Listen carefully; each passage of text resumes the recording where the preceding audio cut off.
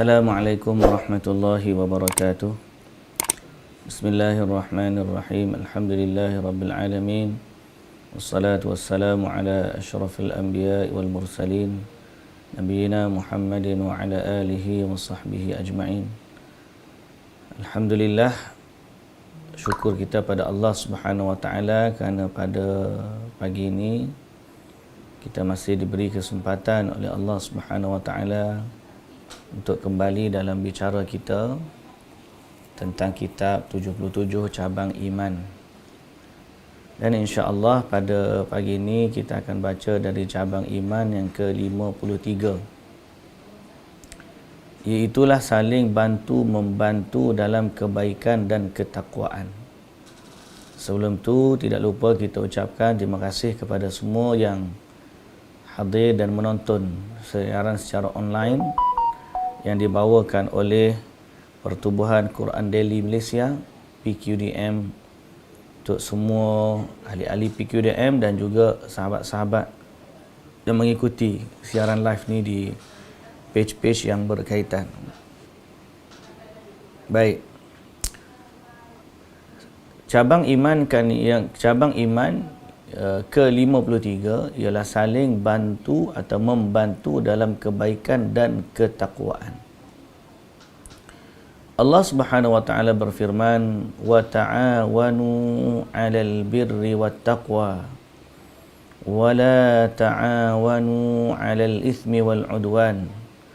Terjemahan, hendaklah kamu saling tolong menolong untuk membuat kebajikan dan bertakwa, dan janganlah saling tolong menolong dalam perlakuan dosa.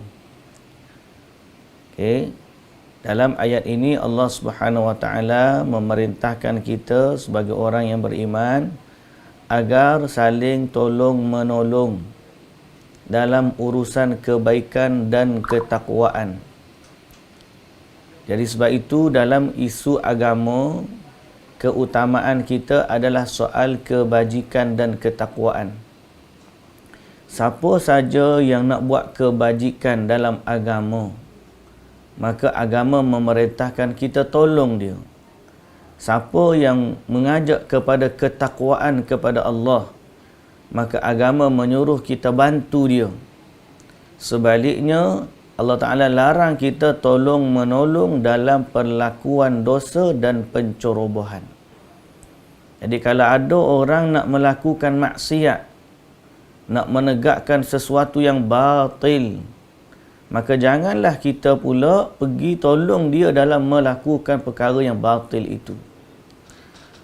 Atas asas inilah setiap orang yang beriman mempunyai tanggungjawab untuk mengenali atau melihat ketakwaan sebagai ketakwaan dan dosa sebagai dosa, supaya dia tidak tersalah bantu.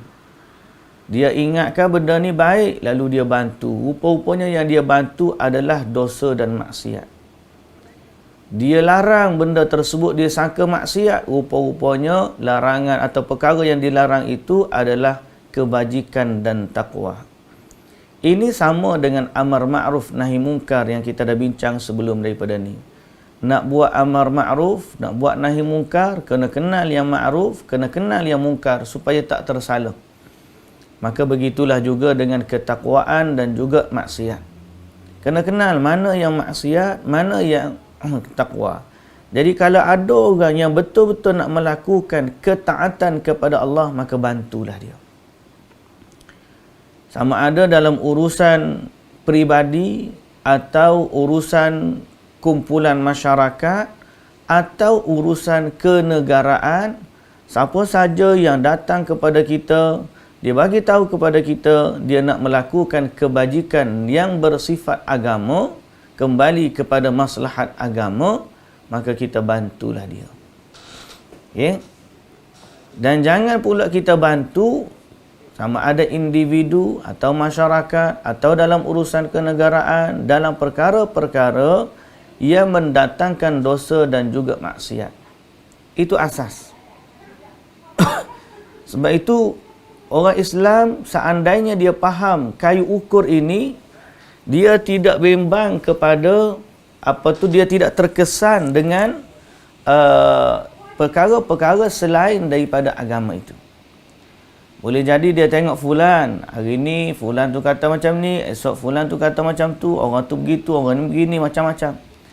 Tapi sebenarnya dia rasa keutamaan dia yang paling utama adalah soal agama. Boleh jadi apa yang dilakukan oleh seseorang itu, dia sedang membantu agamanya. Cuma kita tak nampak dia membantu agamanya dalam sudut pandangan dia. Boleh jadi, wallahu ta'ala alam. Sebab apa? Sebab manusia bila jahil, dia tidak tahu sudut pandang terhadap agama. Jadi menjadi satu kewajipan kita lah. Ada orang yang nak dibantu dalam soal mempertahankan agama. Dia diburu kerana mengajar agama macam Al-Barbahari. Maka adik dia tolong dia sembunyi dekat rumah dia dan seumpama dengannya. Ada orang nak pergi musafir, maka kita bantu dia pasal dia dalam perjalanan untuk mentaati Allah Subhanahu wa taala. Jadi kalau perampok nak pergi curi, kita pun cover line dia, tak boleh lah. Sebab itu bantu dalam soal kemaksiatan. Atau orang nak berzina, kita cover line dia, sama juga tak boleh. Atau kita menjadi jalan kepada sesuatu maksiat yang nak berlaku. Atau kita memberikan kekuatan dan kegalakan, sokongan kepada orang yang nak melakukan kemaksiatan kepada Allah Azza wa Jalla, maka itu semua tidak termasuk dalam cabang iman.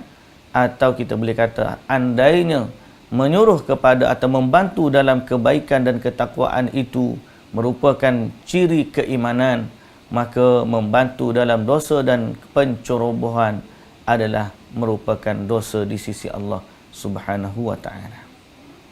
Okey, jadi kita kena tahu mana isu takwa dia, mana orang takwa, kita bantu. Siapa pun dia, kalau dia nak kerana Allah, kita bantu. Okey, dalam sekecil-kecil benda sampai sebesar-besar benda. Macam ada orang nak buat sekolah, contoh, kita nak buat sekolah, kita ada sekolah. Sekolah kita nak buat bangunan, nak buat tandas, nak buat masjid, nak buat kantin. So, kita minta sumbangan, maka bantu dalam soal kebajikan dan ketakwaan. Begitulah juga orang nak bina masjid dan sebagainya, kita bantu. Ini konsep yang benar dalam Islam, konsep yang benar dalam Islam. Dalam hadis Nabi sallallahu alaihi wasallam, bagaimana riwayat Anas bin Malik radhiyallahu anhu, Nabi sallallahu alaihi wasallam bersabda, "Unsur akhaka zaliman aw madhluma." Faqala rajulun, "Ya Rasulullah, ansuruhu mazluman fakaifa ansuruhu zaliman?" Faqala tamna'uhu minadh-dhulmi fadhalika nasruka iyyahu. Hadis Anas bin Malik radhiyallahu anhu, Nabi sallallahu alaihi wasallam bersabda, bantulah, tolonglah saudaramu yang zalim dan dizalimi. Maka seorang lelaki bertanya, "Wahai Rasulullah, aku akan membantu orang yang dizalimi." Betul lah, aku fahamlah kalau nak membantu yang dizalimi sebab dia teraniaya. Tapi macam mana pula aku boleh membantu si zalim? Jawab Nabi sallallahu alaihi wasallam, bantulah si zalim itu dengan kamu halang dia dari berbuat zalim. Maka itulah bantuanmu kepadanya. Ya? Bantulah saudaramu atau itulah bantuanmu kepadanya. Jadi betul, termasuk dalam mengajak kepada kebaikan ialah menghalang seseorang daripada melakukan kemaksiatan. Kita halang dia daripada melakukan kemaksiatan, maka itulah cara kita bantu dia. Contoh, orang tu dia nak main gitar, kita pergi sembunyi gitar dia. Kita halang dia. Orang tu isap rokok semua kan. Kita pun macam mana aku nak suruh dia berhenti isap rokok ni. Lepas tu dia pun sembunyi rokok kawan tu. Kawan tu pun alamak tak jadi. Tapi kalau bergaduh kita tengok pula lah macam mana.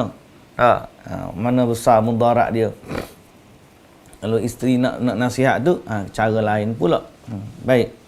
Jadi maknanya kalau orang tu nak buat ataupun nak buat maksiat, kita halang daripada kemaksiatan, Itu dari sudut agama dinilai sebagai membantu saudaranya yang beriman. Membantu saudaranya yang beriman. Sebab tu dalam ta'awanu 'alal birri wat taqwa wa la ta'awanu 'alal itsmi wal 'udwan ni, kita mau bantu pakak-pakak bantu.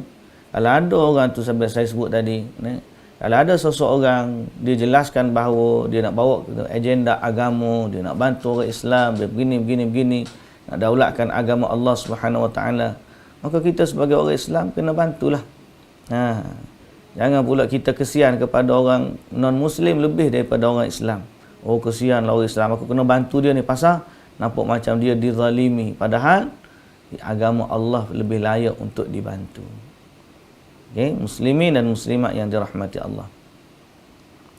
Kita pergi kepada cabang iman yang ke-54. Okay? Cabang iman yang ke-54. Baik, berbalik kepada membantu dalam ketakwaan ni, dan jangan membantu dalam kemaksiatan ni, meliputi aspek langsung ataupun secara tidak langsung. Langsung ataupun secara tidak langsung. Maknanya seorang tu, contohnya dia jual pisau. Dia jual pisau ni dia boleh jual lah kepada siapa-siapa pun. Tapi di saat dia tahu ada seorang pembunuh nak mari beli pisau dia tak jual kepada tu. Indirect. Padahal dia memang jual pisau. Sebab dia tahu kalau dia jual pisau kepada pembunuh ni, dia secara tidak langsung membantu pembunuh ni. Dia memang jual pisau. Tapi dia tahu dia ni kalau beli pisau dia bunuh. Contohlah. Okay? Dia tak boleh kata, ikut dia lah nak beli lah, sebab dia dah memang, saya kerja saya jual pisau lah, ikut dia nak buat apa dengan pisau. Tapi masalahnya kamu tahu dah bahawa dia akan guna pisau tu untuk membunuh. Kalau orang kita tak tahu, Allah Ta'ala la yukallifullahu nafsan illa wus'aha. Sekarang ni kita dah tahu dah bahawa dia ni kalau dapat pisau ni dia bunuh orang. So kita pun dah pernah urus, saya sebenarnya kerja saya jual pisau je, ikut dia nak buat macam mana. Isu dia ialah kamu tahu dia akan membunuh. Dan begitulah juga dengan perkara-perkara lain yang dalam isu kemaksiatan kepada Allah Subhanahu Wa Taala. Banyak kadang-kadang kita ni, contohnya orang tu niaga bulan puasa. Dia berniaga buat makanan kepada orang-orang wanita yang tak boleh puasa. Tiba-tiba ada orang lelaki mari beli dan dia tahu lelaki ni beli bukan untuk suami dia. Dia ni orang tak puasa. Siap suruh bubur kuah selalu ke apa semua, beli pagi. Kalau tak boleh, kalau campur terus mesti. Lepas tu kita tahu pula dia mungkin nak balik ke rumah dia. Kita tahu dia tak puasa. Jadi tak boleh kata saya niaga, kena jual lah, nak buat macam mana. Sebab apa tu dia nak datang beli. Kalau kita tak tahu, memang kita tak kena selidik pun. Tapi masalahnya, ada orang bagi tahu kepada kita, dia tu, mari dia beli kedamu dah, okey. Aku nampak dia makan nasi tu. Dia bukan beli. Hari pertama kita tak tahu, tak apa. Bila orang bagi tahu kepada kita, indirectly kita membantu dia. Sebab walaupun kita kata, asal saya, kerja saya memang jual beli. Jual beli tu harus ikut dia nak buat apa lepas daripada tu. Kalau kita tahu, sama soal contohnya, muamalah dengan orang kafir. Orang kafir, dia beli senjata. Hukum jual beli senjata kepada orang kafir.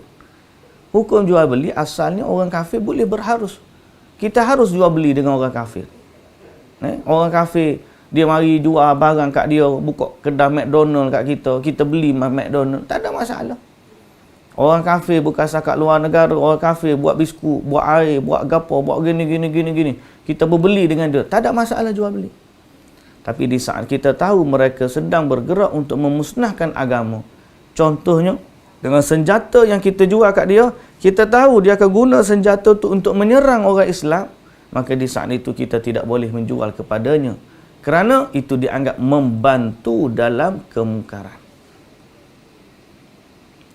Dianggap membantu dalam kemaksiatan secara tidak langsung. Kita boleh tengok fatwa ulama masalah hukum jual beli senjata kepada non-Muslim. Asal hukum jual beli boleh, tapi bila melibatkan jual beli senjata, yang kita tahu senjata itu akan digunakan untuk membantai orang Islam, maka di saat itu haram untuk kita berjual beli. Sebab tu kita kena hati-hati. Kalau kita, orang panggil apa, kita tahu benda tersebut, kita hati-hati. Dalam soal apa tu, berpakat atau melakukan kemaksiatan, dalam soal apa tu, perkara yang mendatangkan mudarat kepada agama kita, maka Allah Subhanahu Wa Taala kata wala ta'awanu 'alal itsmi wal 'udwan. Janganlah kamu bantu dalam soal dosa dan juga pencerobohan. So kita kena hati-hati muslimin dan muslimat yang dirahmati Allah Subhanahu Wa Taala. Dalam perkara ini mudah-mudahan tidak ada kezaliman dan tidak ada kemungkaran yang naik dengan sebab bantuan daripada kita. Kalau tiba-tiba kita ni menjadi pembantu kepada kezaliman dan juga kemungkaran, maka beristighfarlah kepada Allah Subhanahu Wa Taala.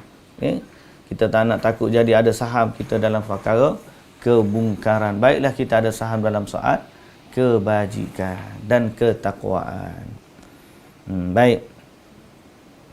Muslimin dan muslimat yang dirahmati Allah Subhanahu Wa Taala. Cabang iman yang ke-54, iaitulah sifat malu. Cabang iman yang ke-54, iaitulah sifat malu. Dalam hadis Nabi sallallahu alaihi wasallam menyebutkan, atau dalam hadis menyebutkan, Salim bin Abdullah bin Umar meriwayatkan daripada bapaknya. Bapaknya siapa? Abdullah bin Umar. Abdullah bin Umar, dia kata apa? Annahu sami'a rajulan ya'idhu akhahu fil haya. Faqala da'hu fa innal haya'a minal iman.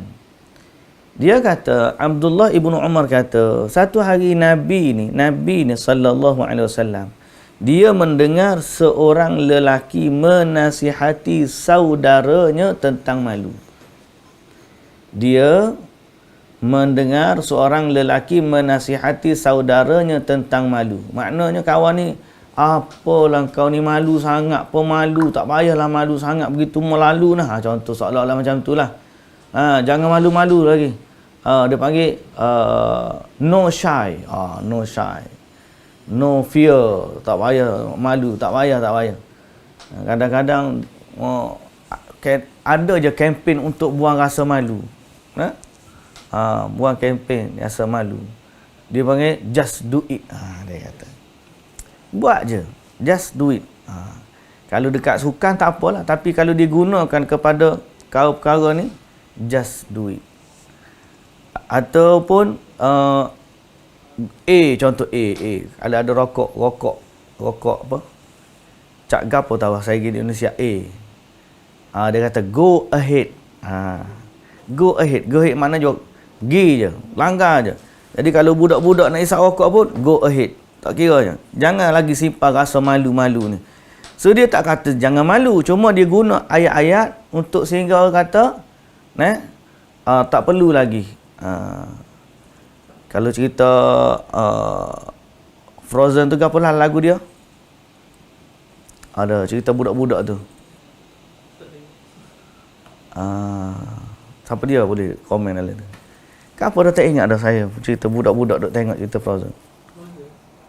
Cerita Frozen tu, cerita kartun. Aduh, Allahu Akbar, lupa dah. Tapi banyaklah maknanya dia suruh budak-budak ni hilangkan rasa malu, segan. Just do it, buatlah, go ahead. Let it go. Let it go. Let it go. Jangan ada, biarkan dia. Jadi budak-budak pun dulu rasa malu tu dia jadi rasa hilang. Let it go, let it go, let it go. Macamnya biarlah pergi. Biar kalau kita jangan lagi malu-malu, jangan malu nak tunjuk ke orang. Tunjuklah, let it go, let it go. Jadi maknanya apa? Kadang-kadang kempen tidak malu ni ada. Cuma dalam sudut yang indirect, kita tak nampak. Dia tak guna perkataan jangan malu dak. Dia kata-kata buat sahaja. Go ahead, langgar je. Biarkan dia, lepaskanlah dia. Lepaskanlah apa yang kamu nak buat ni. Jangan hirau kepada orang. Orang tengok pun, just do it. Sedangkan kita diperintahkan untuk tengok kiri kanan. Kalau ada orang, kita malu. Sekarang ni kita tengok orang-orang just do it, let it go, pakai pun. Dulu kita ada istilah libasus syuhrah. Libasus syuhrah ni pakaian yang tidak dipakai oleh orang setempat dan mendatangkan pandangan orang. Pelik pakaiannya. Kalau menutup aurat boleh kira ni dah lah pelik, tak tutup aurat. Pakai pelik-pelik, Allahu Akbar. Tapi hilang daripadanya rasa malu. Jadi kita ni muslimin dan muslimat yang dirahmati Allah, malu tu sifat yang terpuji. Sehingga apabila seorang lelaki dia menasihati saudaranya tentang malu, jangan malu sangat, dia cakap macam tu.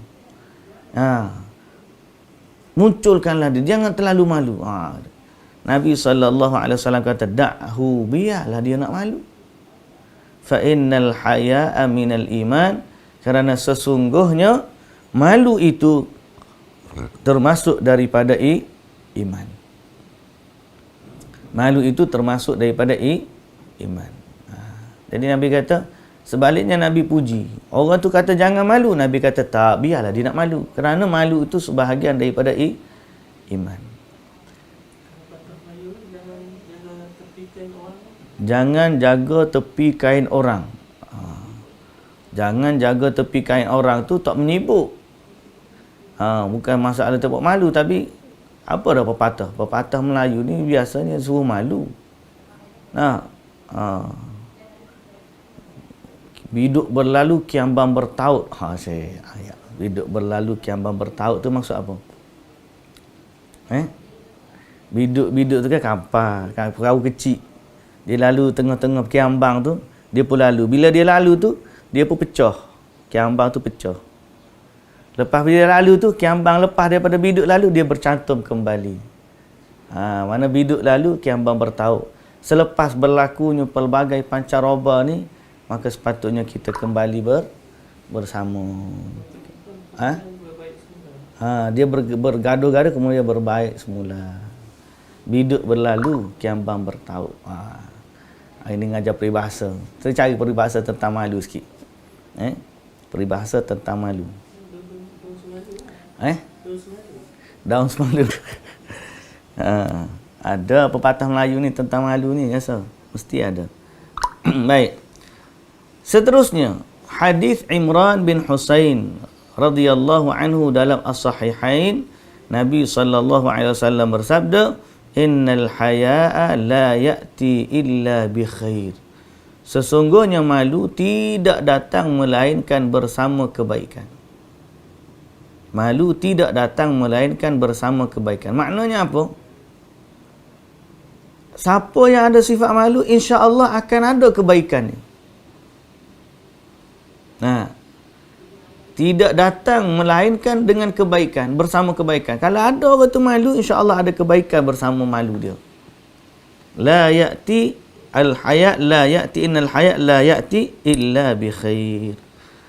Malu tu tidak datang melainkan bersama-sama kebaikan. Jadi kita malu ni kadang-kadang kita kena pupuk daripada kecil. Sekarang ni orang tak tengok. Saya ingat orang-orang tua-tua dulu. Dia kalau budak tak pakai seluar ke apa, pakai seluar. Malu dia cakap, malu Budak-budak perempuan tak pakai tudung. Pergi pakai tudung tu. Malu Kalau budak-budak baby tak pakai baju, pergi pakai baju cepat. Malu Malu tu dianggap satu akhlak yang perlu dipupuk. Kalau orang Arab dia kata, aib. Aib itu maksudnya keaiban yang patut kita malu.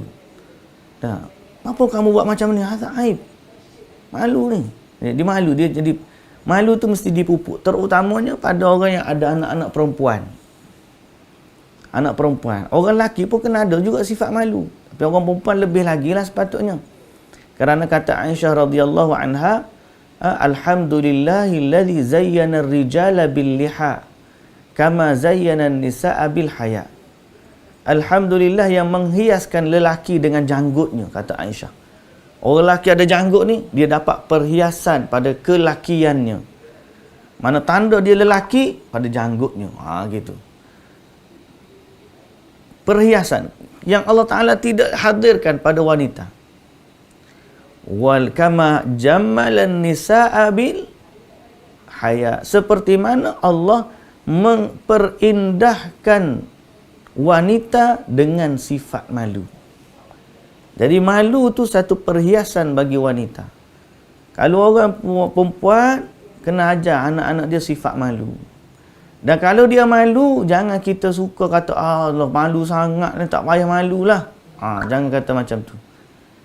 Sebaliknya kalau kita nak ajak dia pergi, pergilah kat depan tu, ada orang nak mari, salah jumpa dengan tetamu dan sebagainya, saudara mara mari, dia pun malu lah nak jumpa. Allahu Akbar. Bukan di situ patut kita malu. Kita kena cerita. Malu tu bagus, tapi bukan situ. Malu pada perkara-perkara yang Allah tak bagi. Adapun malu macam ni, ni saudara kita ni. Ni bukan malu. Malu ni kena pada tempat yang Allah Ta'ala macam tu. Kalau dia malu nak keluar rumah, takut orang dipandang dan sebagainya, maka kita pun Alhamdulillah. Suruh ajar dia pakai pudah dan sebagainya. Ajar dia. Sifat malu ni mesti dididik, dipupuk, diajar. Okey? Dan kita katalah, ayah dan ibu memainkan peranan lah untuk didik. Okey? Jangan sampai besar baru kita nak suruh dia malu. Dah. Jangan. Didik daripada kecil lagi.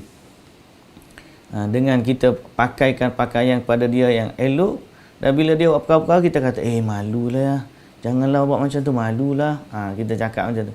Lama-lama perkataan tu masuk je, dia memiliki sifat malu. Dan malu ni lah yang kadang-kadang banyak menghalang daripada perkara-perkara yang Allah tak suka. Baik, hadis yang seterusnya dari Abi Sa'id Al-Khudri radhiyallahu anhu, dalam sahihain juga, kana Rasulullah sallallahu alaihi wasallam ashaddu hayaan minal azra'i fi khudriha, wa kana idza kariha syai'an arafnahu fi wajhihi. Kata Abu Sa'id Al-Khudri, adalah Rasulullah sallallahu alaihi wasallam seorang yang sangat malu, sangat pemalu. Nabi ni sangat pemalu, asyaddu hayaan. Orang yang sangat pemalu. Berbanding anak dara yang berada di biliknya. Lagu mana ni? Nabi ni malu sungguh. Pemalunya Nabi lebih lagi malu daripada anak dara yang berada di biliknya. Macam mana tu? Bukan Nabi tak keluar rumah, Nabi keluar rumah. Nabi perang, panglima perang, tapi dalam bab malu, kata Abu Sa'id Al-Khudri, Nabi lebih malu daripada anak dara yang berada di biliknya. Macam mana? Sebagai contoh, Nabi ni, kalau ada orang datang tanya soalan-soalan kewanitaan, Nabi malu nak jawab. Sehingga akhirnya kadang-kadang Aisyah tarik tangan penanya. Mu nak tanya ke apa? Tanya akulah. Lebih kurang bahasa kita. Tanya akulah tentang apa-apa berkaitan wanita. Nabi malu nak jawab. Ataupun Aisyah kita tanya Nabi dan dia sampaikan kepada penanya. Biasanya Nabi SAW cakap sangat-sangat berlapik. Kerana sifat malunya Nabi SAW. Okey? Macam-macam sudut bahasa kias yang Nabi bagi. Sebab dia apa kan? Dia malu. Nabi ni malu. Terutamanya bab-bab orang perempuan ni, Allah malu.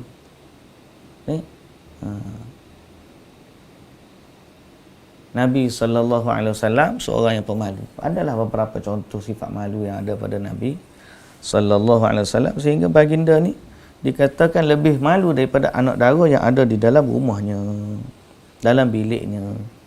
Sehingga kalau Nabi nak marah pada sesuatu pun, Nabi tak akan keluar di mulut Nabi.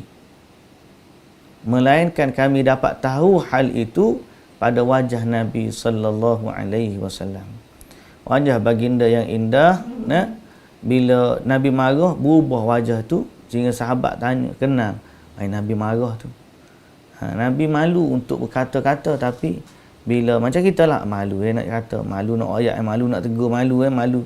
Nabi SAW pun dari sudut tu malu. Tapi sahabat-sahabat semua tahu apa stand Nabi bila dia tengok berubahnya wajah Nabi sallallahu alaihi wasallam.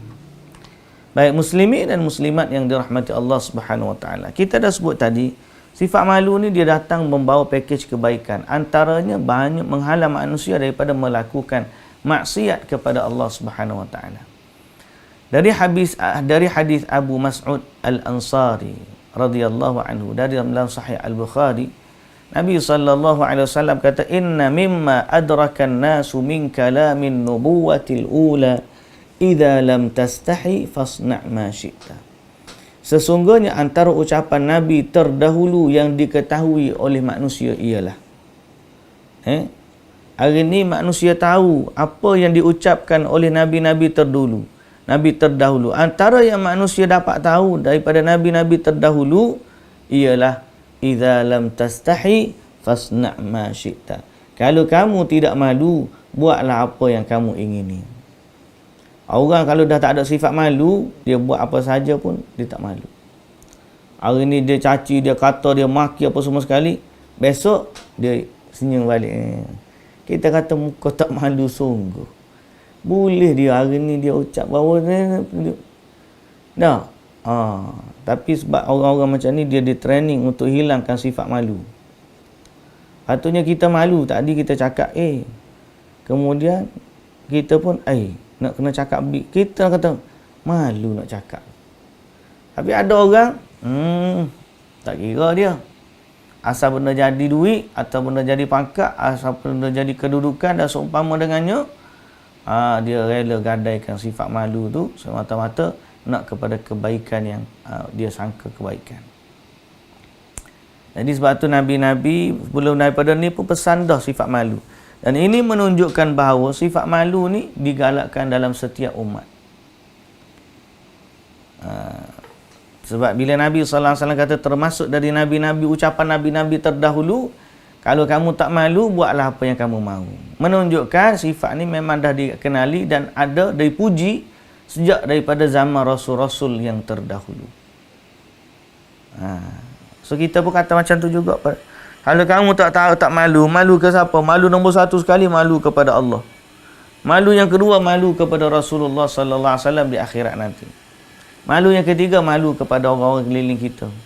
Janganlah sampai kita melakukan perkara yang dimurkai oleh Allah, tapi dalam hati kita rasa tak ada malu sikit rabuk pun.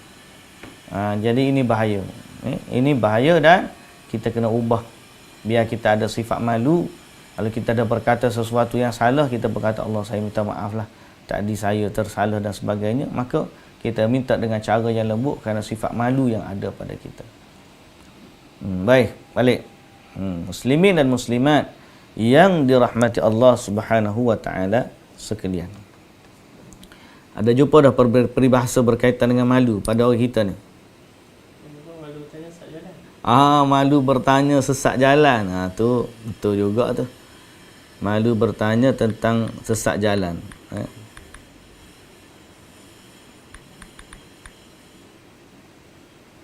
Malu-malu kucing. Malu berkayuh, perahu hanyut. Ada juga malu tu, malu. Malu-malu kucing. Macam mana kucing malu? Dia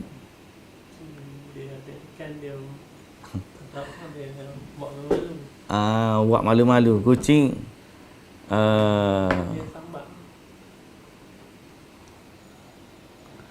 kalau bahasa Melayu dia panggil muka papan. Muka papan. Dia memang bermuka papan kerana sering meminta duit dari isterinya, dia kata. Muka tembok. Muka yang tak tahu malu, dia panggil. Orang yang tak tahu malu.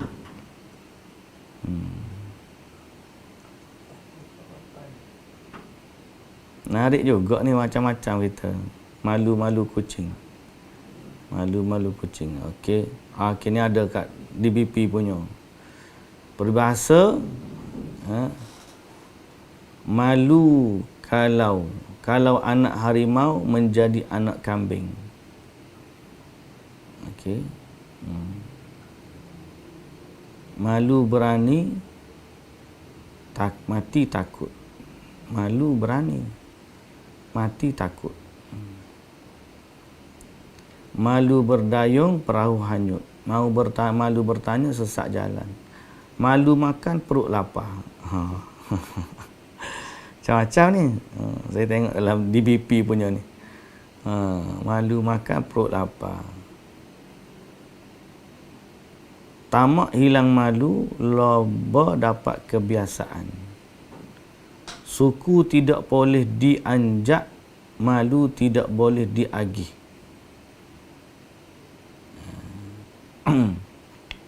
Bersesak berundur-undur, hendak lari malu. Hendak menghambat tak lalu. Pura-pura melawan meskipun kesanggupan sudah tiada lagi. Macam mana dalam peribahasa kita ni, orang Melayu ni, dah banyak dah perkataan yang berkait dengan malu. Ada peribahasa tu.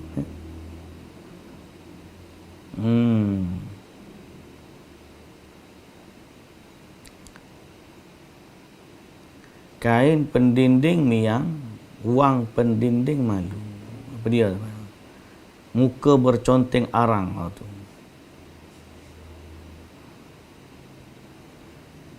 Tidak tahu tergigit lidah. Semua ni takrif belaka. Tak ada peribahasa dah. Baik.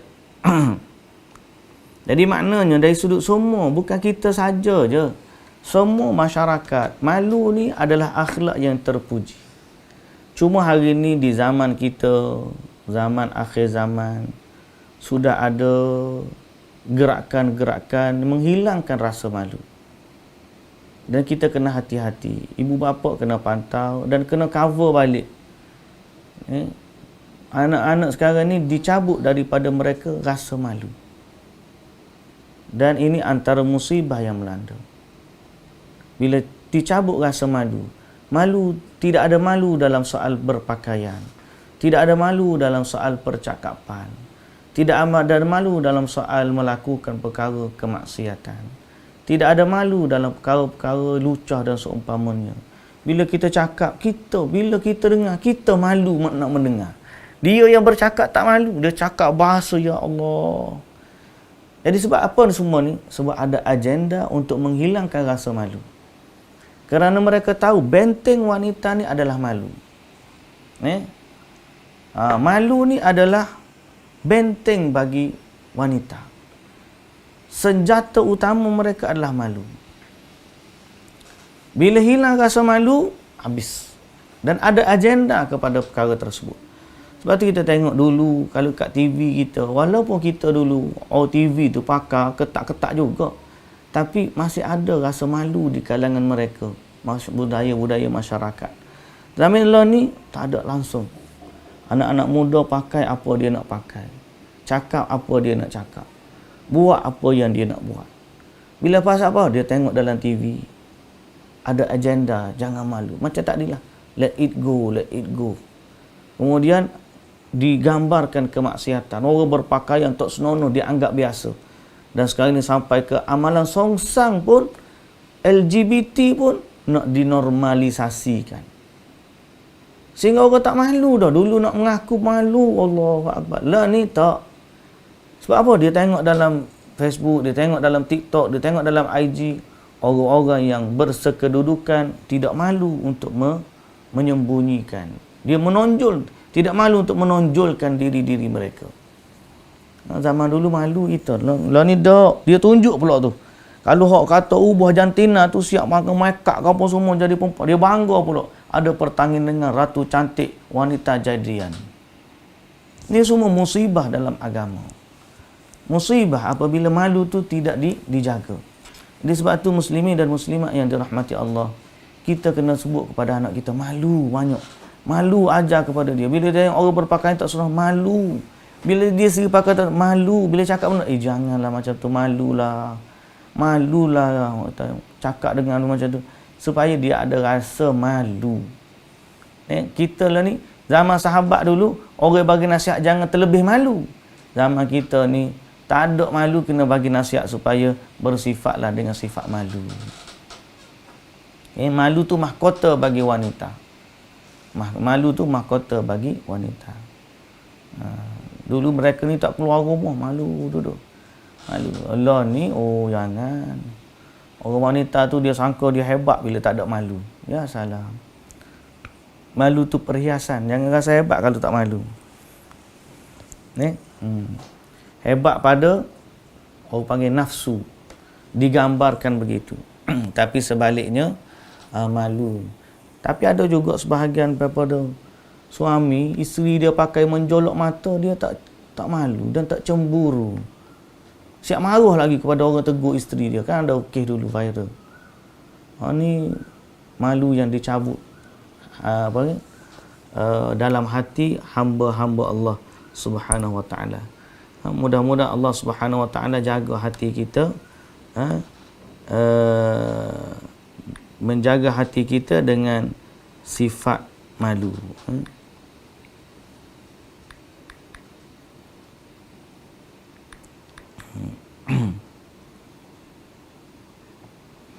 Baik, muslimin dan muslimat yang dirahmati Allah, malah dia juga termasuk dari tanda-tanda kiamat. Dicabut rasa malu ni termasuk dari tanda-tanda dia kiamat yang disebut.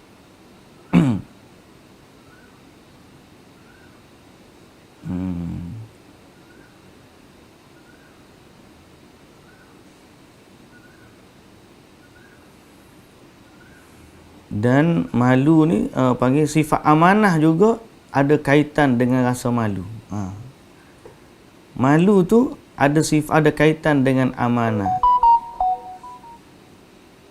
Ada kata hadis berkaitan dengan akhir zaman diangkat rasa malu, tapi nas yang ada ialah diangkat sifat amanah. Sehingga bila tidak ada amanah itu, maka manusia tidak lagi malu. Okey.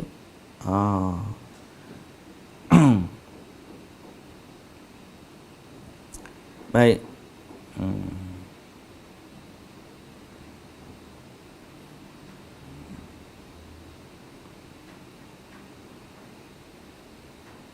Malah Nabi SAW kata kepada kita, orang yang paling patut kita malu ialah kepada Allah Subhanahu wa ta'ala.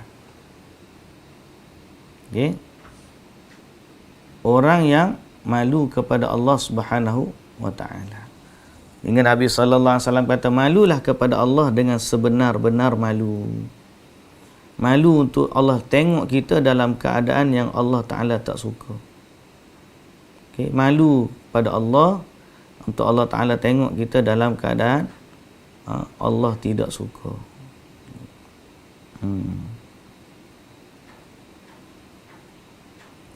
Kalau zaman dulu nak bermusafir pun, nak pergi jauh-jauh pun malu. Allah ni biasa. Dia panggil adamut tasattur wal hijab wal khuruj ilal aswaq. Tak tutup aurat, keluar ke pasar-pasar, berpakaian menjolok mata, memakai wangi-wangian, memakai perhiasan-perhiasan yang menarik perhatian juga, tidak mengendahkan pandangan lelaki. Dulu kalau orang lelaki tengok dia malu. Sekarang ni kalau orang lelaki tengok dia seronok. Orang tu tengok dia makin gedik pula jadi, ya Allah Akbar. Dulu orang wanita kalau lelaki tengok dia tunduk, dia malu, dia pergi. Itu sifat malu yang ada. Orang kita makin orang tengok, makin dah dia buat gedi. Jadi macam budak-budak lah pula. Tapi dia dah besar. Itu masalah dia. Okey. Mereka malu kerana apa? Apa ada yang nyanyian-nyanyian yang mereka dengar menyebabkan hilang rasa malu. Filem-filem yang mereka tengok menyebabkan hilang rasa malu. Mereka bergaul dengan orang-orang yang tidak beriman, hilang rasa malu. Okey. Mereka tidak lagi malu untuk kadang-kadang sampai mereka nak merokok depan orang, tengok kadang-kadang kita kata ayah malulah kau anak, tak malu kau ayah duk isap rokok depan anak. No, kadang-kadang orang tua tak malu ke? Semoga Allah Ta'ala jadikan akhlak kita, sebahagian akhlak kita ialah sifat malu. Dan Allah hiaskan juga sifat malu tu pada zuriat keturunan kita dan ahli keluarga kita. Muslimin dan muslimat yang dirahmati Allah Subhanahu wa taala. Cabang iman yang ke-55 ialah berbakti kepada kedua ibu bapa. Cuma berbakti kepada kedua ibu bapa ni memang agak panjanglah, penting juga untuk kita sebut, dan dia sekali dengan silaturrahim, dia merupakan induk kepada kebaktian lah kalau kita kata. Dalam berbuat baik kepada kedua ibu bapa ni, nombor satu sekali adalah dalam silaturrahim ni, nombor satu sekali adalah kepada kedua ibu bapa kita. Okey. Jadi ingat macam mana kita mendidik anak-anak kita dengan perasaan malu. Okey. Kejap.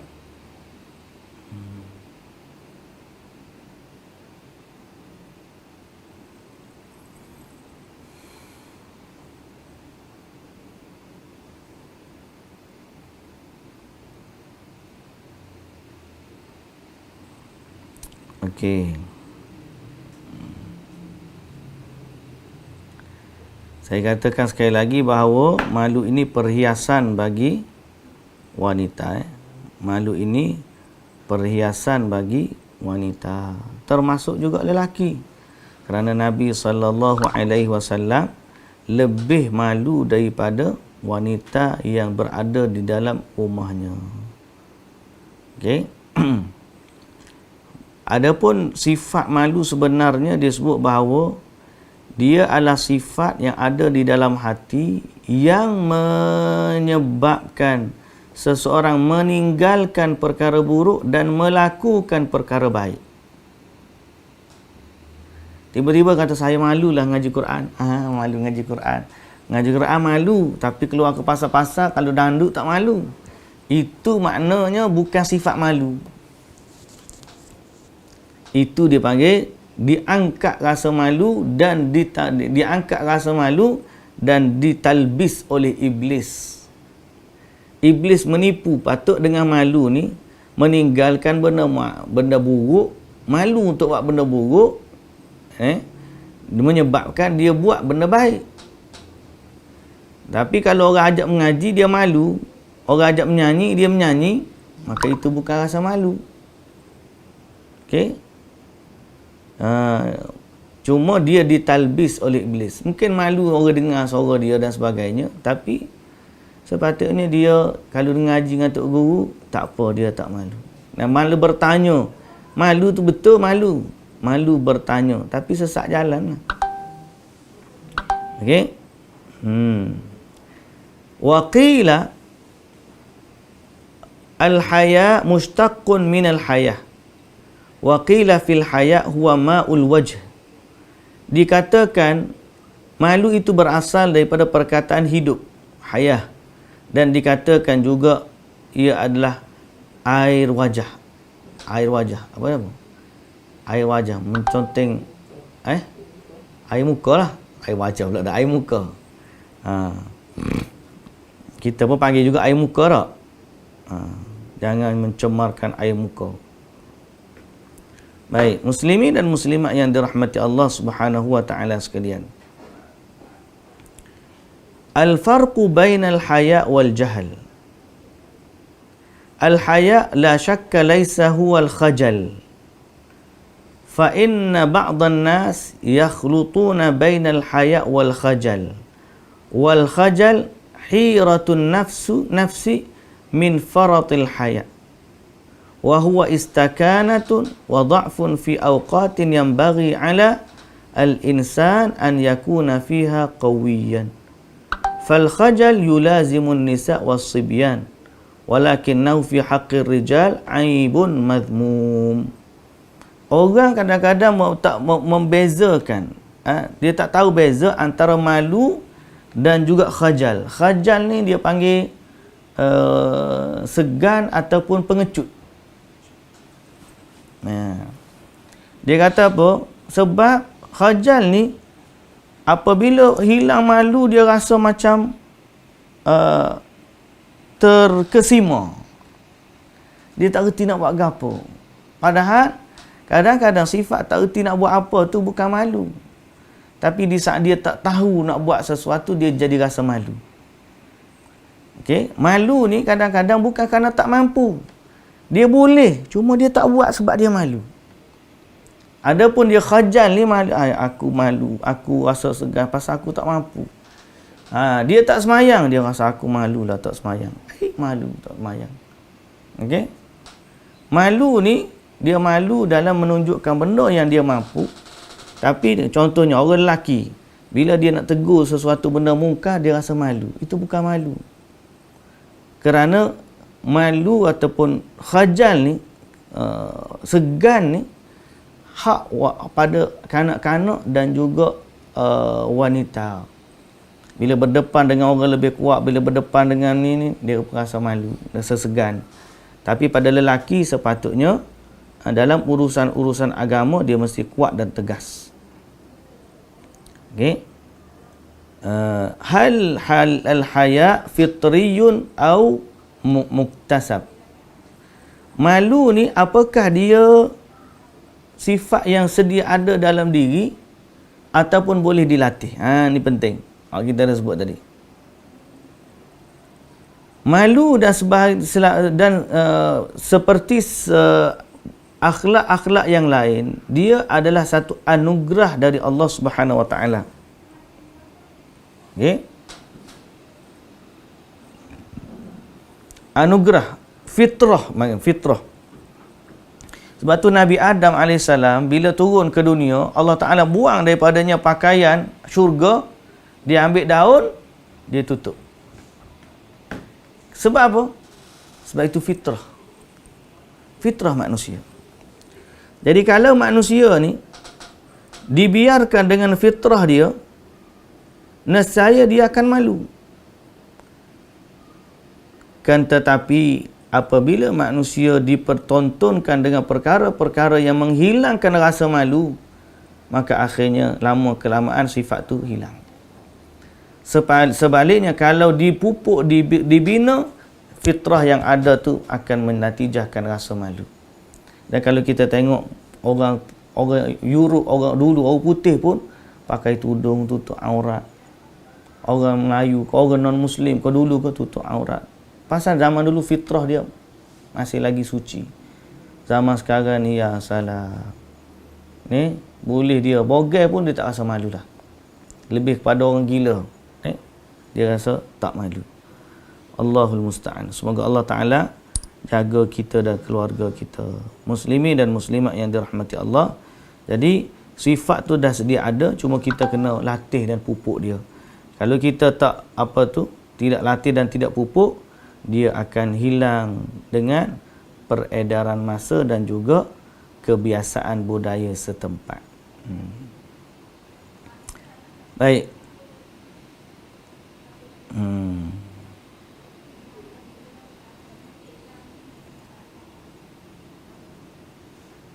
Kita berhenti setakat tu dululah, okey. Ada berkaitan dengan malu dengan Allah Subhanahu Wa Taala, tapi kita dah sebut secara umum dah tadi. Di mana orang-orang soleh ada malu kepada Allah bila meninggalkan ketaatan, dan orang-orang jahat patutnya malu kepada Allah bila melakukan kemaksiatan. Kadang-kadang kita malu kepada Allah bukan sebab maksiat, sebab kita tak buat ketaatan pun kita kena rasa malu. Okey. Adapun ahli maksiat dia kena malu kepada Allah bila dia melakukan maksiat. Orang soleh dia malu kepada Allah bila dia meninggalkan ketaatan. Kita cukup lagi zikir hari ni malu, dia kata.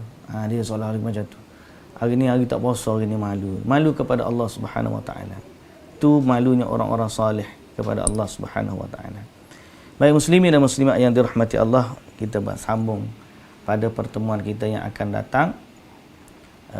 Hari ni 29 hari bulan 11.